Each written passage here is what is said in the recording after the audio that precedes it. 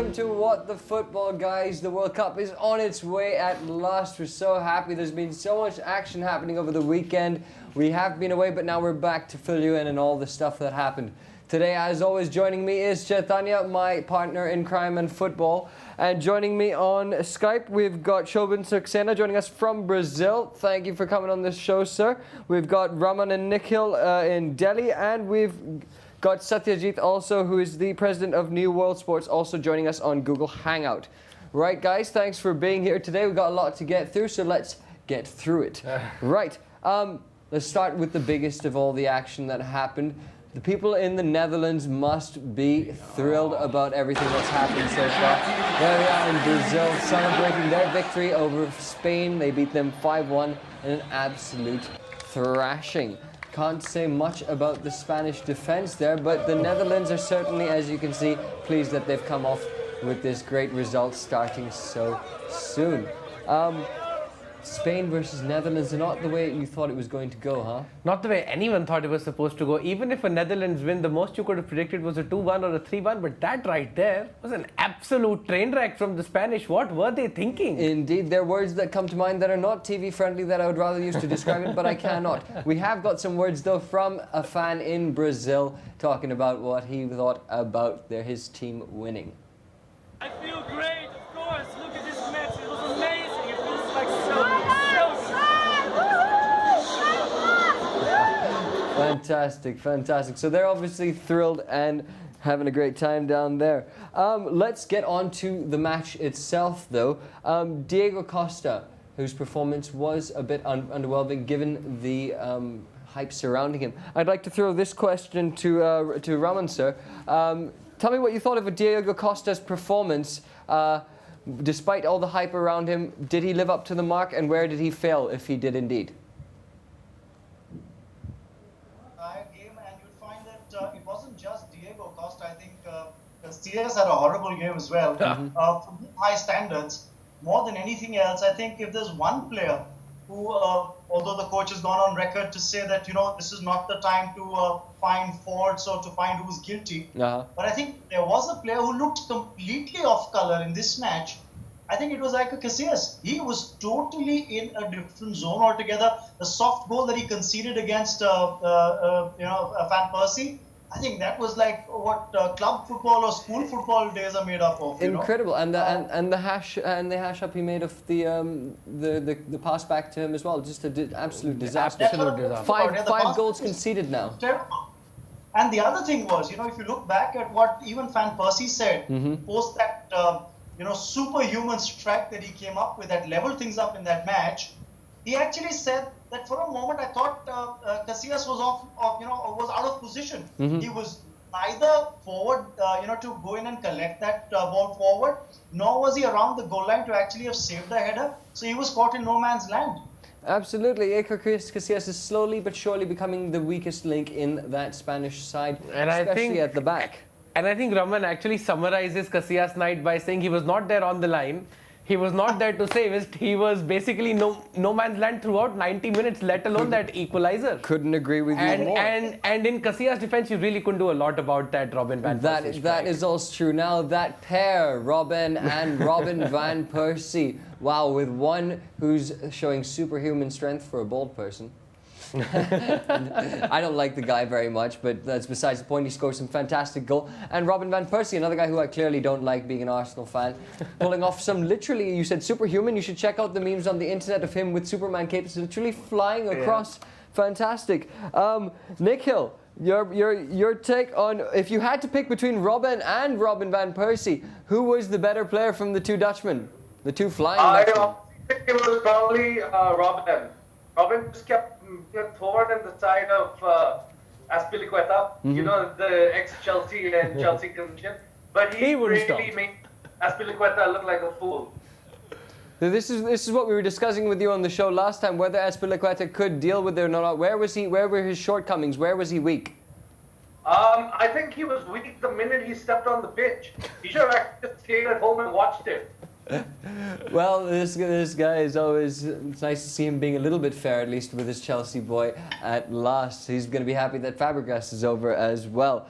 Right, Any other comments there on the Spain-Netherlands game? Perhaps they're from Brazil. Shoban, sir, what's the vibe down in Brazil like after that victory? Oh, I think the people in Brazil are very, very excited, and everyone here wanted to see Spain lose, and they lost badly. And I was here watching a match in a bar in Rio de Janeiro, and people started partying when Spain lost to Holland, because Brazilians see Spain as kind of rival, and they see it as a team which can create hurdles in the way of Brazil winning the World Cup for the sixth time. So very, very exciting mood here. I mean, there are parties all over the town. I'm in Rio de Janeiro. There are 40,000 Argentinians here. Fantastic. And they all went to the Maracanã Stadium to watch the game between Bosnia and Argentina, and they came out partying. In fact, they have been partying here for the past 1 week, blocking roads, playing music, and having great times. There's a fantastic atmosphere here, and people are already calling it the best World Cup ever. Fantastic. Well, we're certainly jealous that we can't be down there. We've got Hoskas Village. All this said, That's like- those are all- sometimes you would want to replace this with a pub like Sir Singh, Absolutely. blocking music and Place to review all the stuff. And let's now then review what Group B looks like after that. To Chile and Australia. Oh, hey. Yes, sir. Go Hi. ahead. Jump on in. Just a word. I was there in Salvador for this match, Spain-Netherlands. Oh, fantastic. Of course, Raman and Shoban have already talked a lot about the technical aspects, so I don't want to get there. But the Dutch fans were going nuts. You know, they started the party at 8 o'clock in the morning. There was a whole square there in Salvador where they had this Dutch fan club gathering, about 5,000 Dutch fans. The whole day they were partying. They did a march to the stadium. It was incredible.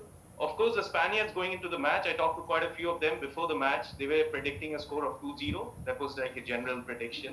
The Dutch Generally fans, wrong. incredibly, were like a bit more pessimistic. So they were saying they would be happy with a 0-0 draw. oh, And when it was 1-0, of course, the Spaniards were all gaga Pumped and and all, going bonkers. But you saw how the result turned out. And then it was an all-night party in Salvador. It was incredible, incredible.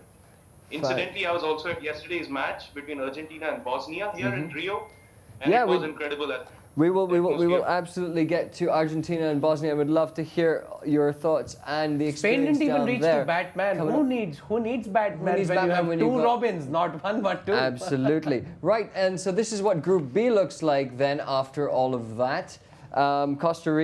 Chile rather, beating Australia 3-1 in there. So as you can see, surprise, surprise, Netherlands on top, Chile second, and not bad. Well, I think Spain might reoccupy that spot with another couple of games and expect them to come up from that very unfamiliar position at fourth. But well, Netherlands have really pounded in that blow to Spain, which again the Spanish coach will want to erase it from his players' head as soon as possible, because that kind of defeat can really, really damage you as a team altogether. Because they fell flat on all counts. Absolutely. Defense, The attack, defensive their nothing. so-called midfield did not show up to the races. The use of the midfield, they started Xavi and Yeah. Busquets all in the same, all on the same pitch at the same time. That's not usually something that we're used to seeing. You and me would say that they're three very good players, but even with the caliber of Spain, they were slightly a little more defensive than they should have been, because again the Dutch got them on the break. You know that they're going to be coming at you with pace. These guys, I guess, tried to hold more And- defensive line, but that's not their natural way. And when you break away from that, Yeah, and you can keep calling these Spanish midfielders as experienced as you can. When you're on the wrong side of 30, you really don't have that energy to last 90 minutes. In I this couldn't sweating heat agree of with you Brazil, there that too. more. Coming up to the next match that we wanted to talk about is Uruguay versus Costa Rica. A giant killing. Yes. Indeed, Costa Rica setting that group of death even more deadly, because now who knows what's going to happen.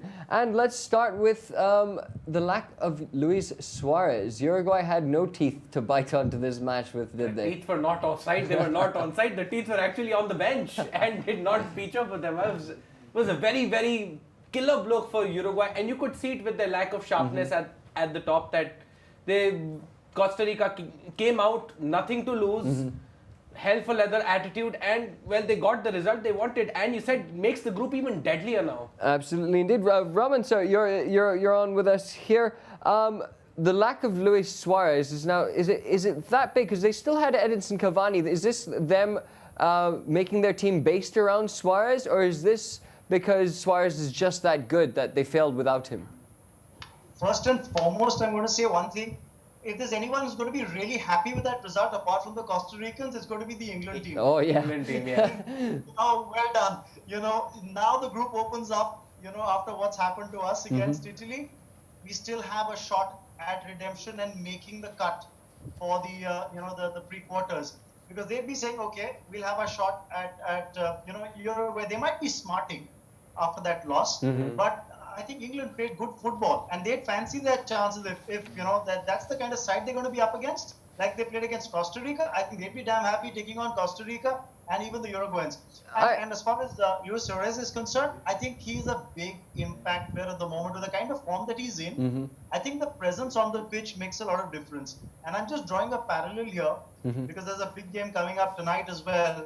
When Portugal take on Germany, there's so much riding on that match. It's a well-oiled German unit that's going to be challenged by just that one man alone, really. I mean, I'm not taking anything away from the other players in the Portuguese camp, but it's the inspiration that Cristiano Ronaldo will bring to the pitch, despite that, to drive the team along, yeah. That worry to the injured knee, and that is what raises the level of the players around you. I think that's what happened with the absence of Luis Suarez as well.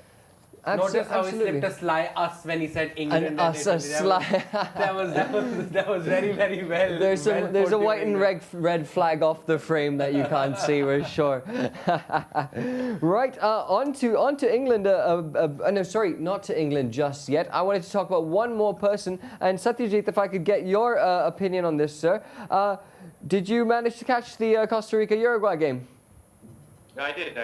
You did. It was a huge Joel surprise. Campbell was the young gun standout performer there for Costa Rica. What did you think of his performance? I mean, amazing. And there's a lot of criticism of Rooney for the England-Italy match that Rooney has not been performing, and I kind of tend to agree. I mean, if the stage is set, you got to take your chances and be a star. I mean, that's what Joe Campbell did out there. I mean, he's not even like in the same league as Rooney. But look what he did. I mean, he got his half chances. It was a good side against Uruguay. It was a match Uruguay was expected to win. But, I mean, kudos to him. He did a great job. It was fantastic. Absolutely. This will be like a side to watch, I believe, in the games to come. Yeah, it might bring a surprise.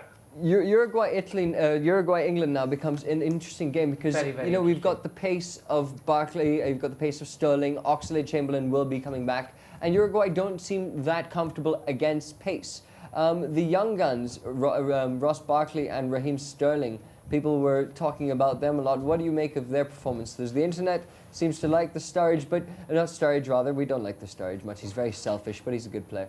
The Sterling much. But you have a different opinion to that, don't you? I think we both watched the game, and I think we both discussed at length how Sterling was supposed to burst onto the scene, was supposed to take the wing backs by storm, and for an out of position Chiellini was played left back, and Sterling was rotated on both sides on two halves. Didn't see a lot of pace, didn't see a lot of breaking out on the counter. He too was heckled, so I think he still needs time because, see, let's not forget the fact that as good as a player as he was for Liverpool, he's still 19. He's still 19. And this is the biggest stage of them all. A lot of players come here and you never see them later. So I hope there's better stuff from Sterling aside from the England-Italy game. Again, hope the entire England squad forgets about this game because this is not the be-all and end-all, and there are a lot of crucial games that they need to put their mind to. Right, Raman, as the England fan here, I'm just going to jump back to you. They've gone with an incredibly young side as compared to normal, and a different formation that they're usually used to playing. Is this the right selection for them? This young team that they're experimenting with these younger players, Raheem Sterling, Oxlade-Chamberlain, Jack Wilshere. For one, I wouldn't go out and contradict what you said about being England's fan. I think I would fancy the Netherlands more than England. But I'm just saying the way things have gone, England would be happy, yes, because Uruguay lost. And as far as the team selection's concerned, I think what's been, if you look back at history, as far as England are concerned, you'd find at the World Cup stage, you always feel that they're not going to go the distance. Right. I really feel bad saying this. But that's the way they've played, Come the crunch moments, that's when they will choke. And that's something that we've seen, whether it's the penalties coming into play at some point of time or the other, given their background. So I think the players they've got this time around are players who are not carrying baggage with them. Absolutely. Like Wayne Rooney is generally always the man that everyone's got to point fingers at if England lose, because I think that's the way the English media has been. They will always try and find what is wrong. Even when they landed up at Manners, they were talking about the heat, criticizing the conditions. So with all that kind of expectation that comes in, it's really difficult for players. So this young set of players that they've chosen are playing without fear. And I think if you look back at that first game, they created a lot of chances in the first 10 odd minutes.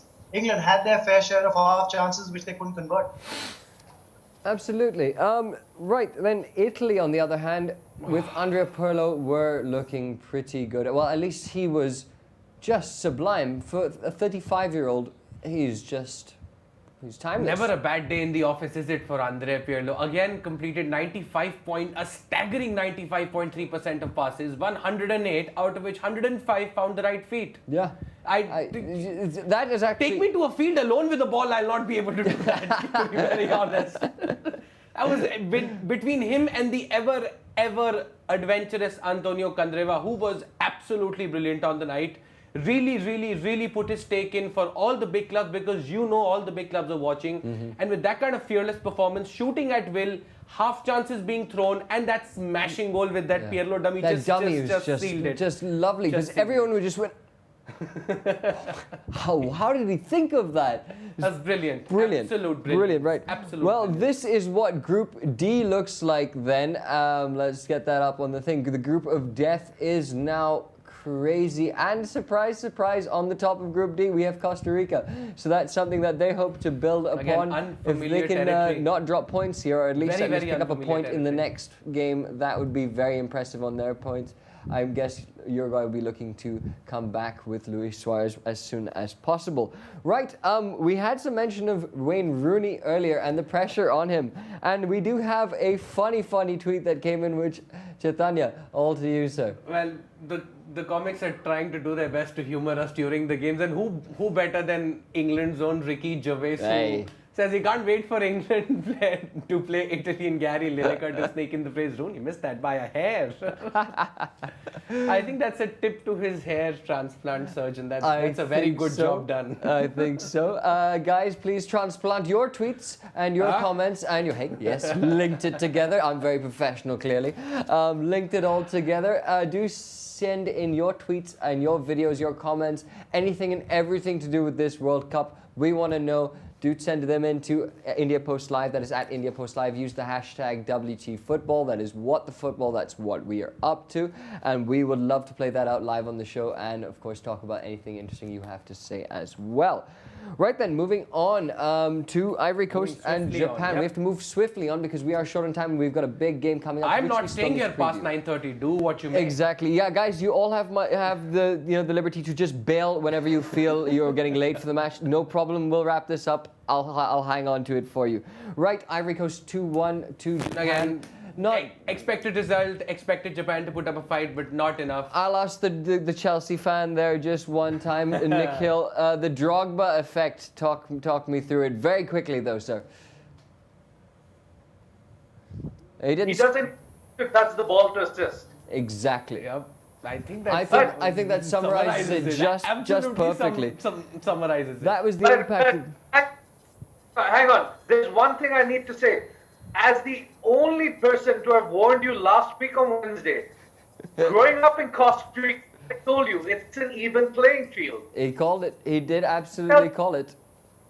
And I, like I said, growing up in Costa Rica, I am so happy that right now we are on top of the group of death. Kudos to him. Kudos to him. And the point he was mentioning earlier was about how they are, local and playing down there, and that's why Colombia also pulled off a victory against Greece, 3-0. So good on them. Again, expected. So Group C, let's take a quick look before we move on. That's what Group C looks like with this. That's Colombia on top, Ivory Coast, Japan, Greece. The tables are pretty much going to be roundabouts the same for all now because the scorelines have been somewhat similar. From there, I do expect the Ivory Coast to jump on top later on. Japan did show signs of promise, though, so I think Japan and I think Colombia the table will be again fighting revolves it out. around between the top 3 teams. And Yeah. it'll take shape in the next round of Greece games. are and nowhere near what they were from 2004, so I think they're got their I work think cut their out for time them. in the sun has gone. So Absolutely. I want to jump straight on to Group E now, actually. We'll just run you through the results. There was obviously France and Honduras, which ended in 3-1. Walk in the Again, park. walk in the park for France. Honduras really had no chance after Palacios got sent off. He was one of their star players, and now he's out of the question there. Switzerland, Ecuador. I didn't really watch that match. Anything to write home about there? well, again the usual suspects: Zerdan Shaqiri, Antonio Valencia, Ener Valencia. The same people Valencia turning boys. up with their club pedigrees, and in the end, again, Switzerland. Right. Well, Ripping that's home the Group E victory. for you. France, of course, they're the easy victors there. I think Switzerland will. I think it'll pretty much finish like that as it stands. Right then. Finally, on to Argentina, Bosnia. Also, again, Messi, super wonder goal. Wow. But then that was just about it. I just wanted to get to Shobhan, sir, if we've still got him, because you mentioned that there were some 40,000 Australians. Argentinians. You're wearing the same jersey, man. I know, sorry. Oh no, what have I done? And this is after I walked out in public wearing a Spain jersey during that match. So, wow. The S is silent. So, Shobhan, sir, the Argentinians, all however many thousand of them, they must have gone nuts, huh? Yeah, I mean, when Messi scored that goal, that wonderful goal, I mean, there was a kind of party in the Maracana. But to be honest, I think the Argentinian fans were rather disappointed with team's performance and also with Messi's performance, because they were expecting a lot of fireworks. And I mean, he did score that goal, but he was not very impressive in the first half of the game, at least. And Argentina missed many chances. But after the game, Messi was speaking to the reporters, and I was there, and he said, "This is the first game. We're just warming up and to take it easy and progress, game by game." And I think they were also overwhelmed by the fact that they were playing at the Maracana, which is known as the Temple of Zico. Yeah. So I think people were here talking about Messi in the Temple of Zico. So it was Messi's tribute to Zico, the great Brazilian player that people were talking about. But when we came out from the stadium, I think the Argentinian fans were not really, they were partying, they were drinking, they were enjoying themselves. But I think they were rather disappointed with the team's performance. They expected much more because this World Cup is a high-scoring World Cup.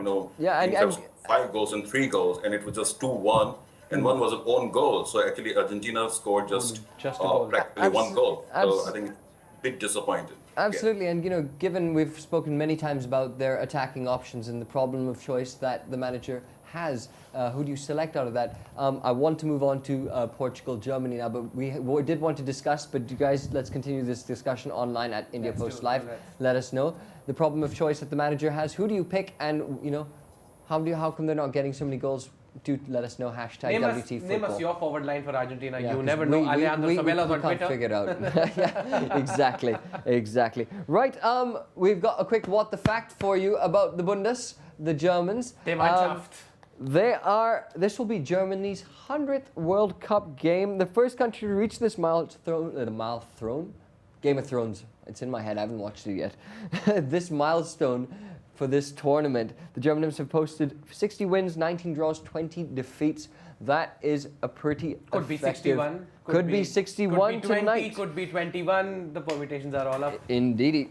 Oh, let us move on then. Let's get straight into our big match preview. Portugal versus Germany. That is starting in 4 minutes. And 4 counting. minutes and counting. So very, very, very quickly, because now we're starting to think about the match and not the show. Let's bring up the squads and take a look at who's doing what and who's going to be playing where.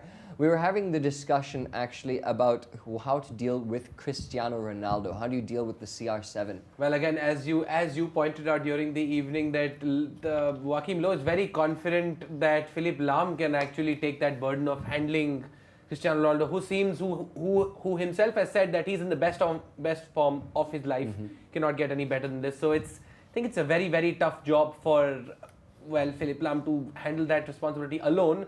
And with him doing that, you actually put a very experienced centre-back out of position at right-back, and never underestimate Nani in a Portugal shirt is what I'll say. That's also true. They have got the pace with that guy. He can run down, he can be destructive, he can break through players, and he's got the skills and all that lot. If he's clicking, he clicks well. Klose is not going to be starting this game, but he is just one short of Ronaldo, original Ronaldo. Phenomenal. The real guy. One short of his record tally of 15 goals. He won't be getting it this match, but we will be keeping a track on him as the only striker in the German squad to see how he gets that. How to train your German. How to train your German. Yes. Who are the ones to watch, you say, besides, let's say, Thomas Müller? The entire German team. The entire German team, and we have them on the screen. And well, Hummels, Mertesacker, Jerome Boateng, Grosskreutz, everyone coming from huge reputable clubs knows the best part about this German team is in spite of them playing all across Europe, when they come, they really gel in as a team, which really helps Joachim Löw with the team formation because everyone on that bench is not really sulking that they're not on the team. And and as you said, they all play together in Europe in similar clubs. We've got the Arsenal men in there, we've got the Bayern men in there. There's a lot of unity in different pockets, so that could prove very successful. In spite of the immense talent, they're not really sulking to be on the bench. So it's a very collective unit who everyone's ready to go from the bench, everyone's ready on the pitch. It's a very good team to manage if you're Jurgen Löw right now.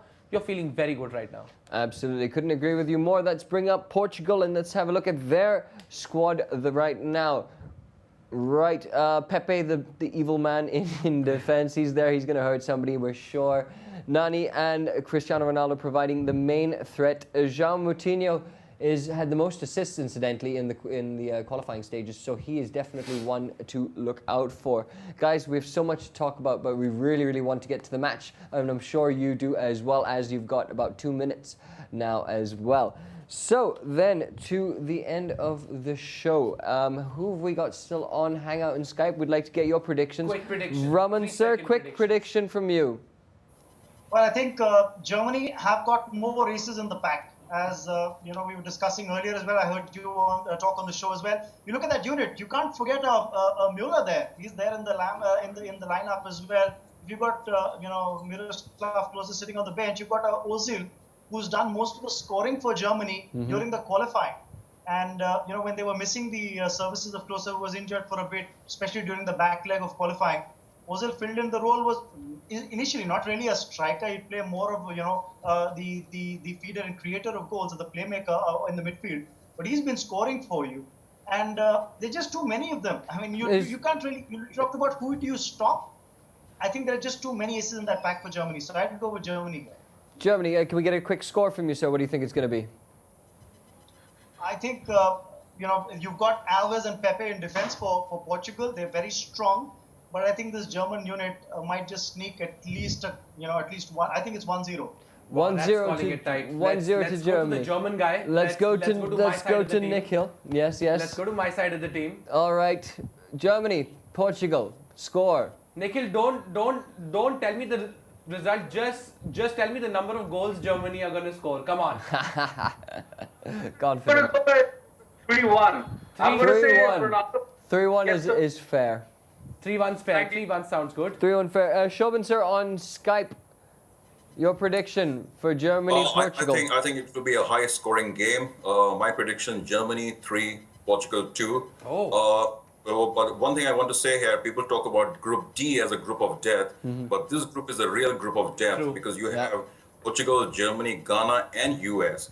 And the last two teams, US and Ghana, are quite capable of surprising or drawing any game. So if you can ignore them at your own peril. So I think that's why both Portugal and Germany will try to score as many goals possible in this game, because this is the real group of death in my opinion. Fantastic. That's a very good point to end the show. It's one to watch out for as well, because the USA, as we said, we've noticed over the last couple of years, has an explosion of football over there. Their talent has been increasing, and Ghana always a physical presence. Okay, he's leaving. Quickly, score. Yeah. 3. Okay, Ronaldo has to score 4-1. 4-1. Panic. I'm going to go with a 2-2 draw. Are we leaving? Yes, we are leaving. We are leaving right now. But before we do, you guys, if you don't want to be late again, do go to our website and play the prize to win a trip to Brazil. That is on IndiaPostLive.com, and do keep your tweets coming in at IndiaPostLive. Use the hashtag #WhatTheFootball. That is where we're at. Very close. That was close. Very close. I am in a rush now. I think we'll call that a wrap here on the show tonight. Guys on Google Hangout and Skype, thank you so much for joining us today. Chaitanya, get the car Der started. Mannschaft. Take care, Der guys. Mannschaft. We gotta go. Bye bye. Thank you. Bye. And to you guys.